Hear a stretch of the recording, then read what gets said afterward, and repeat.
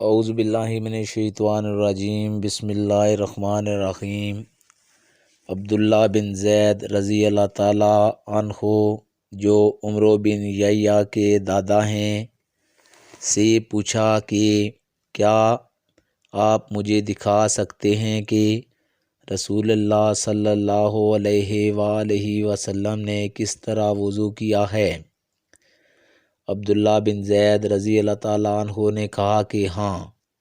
پھر انہوں نے پانی کا برتن منگوایا، پہلے پانی اپنے ہاتھوں پر ڈالا اور 2 مرتبہ ہاتھ دھوئے، پھر 3 مرتبہ کلی کی، 3 بار ناک صاف کی، پھر 3 دفعہ اپنا چہرہ دھویا، پھر کونیوں تک اپنے دونوں ہاتھ 2 مرتبہ دھوئے، پھر اپنے دونوں ہاتھوں سے اپنے سر کا مسح کیا۔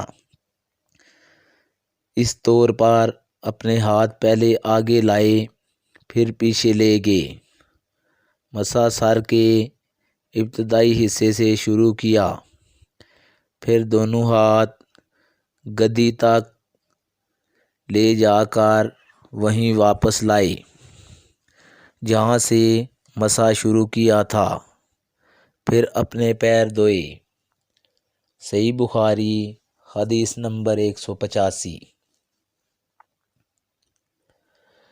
عمرو بن حسن نے عبداللہ بن زید رضی اللہ تعالیٰ عنہ سے رسول اللہ صلی اللہ علیہ وآلہ وسلم کے وضو کے بارے میں پوچھا تو انہوں نے پانی کا طشت منگوایا اور ان پوچھنے والوں کے لیے رسول اللہ صلی اللہ علیہ وآلہ وسلم کا سا وضو کیا۔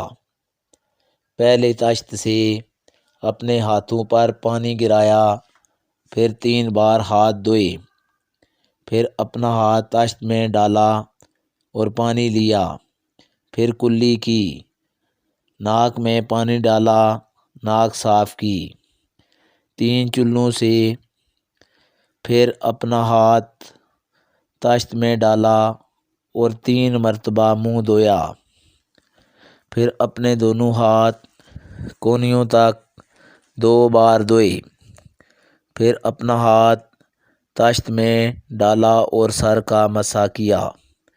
پہلے آگے لائے پھر پیچھے لے گئے 1 بار، پھر ٹخنوں تک اپنے دونوں پاؤں دھوئے۔ صحیح بخاری حدیث نمبر 186۔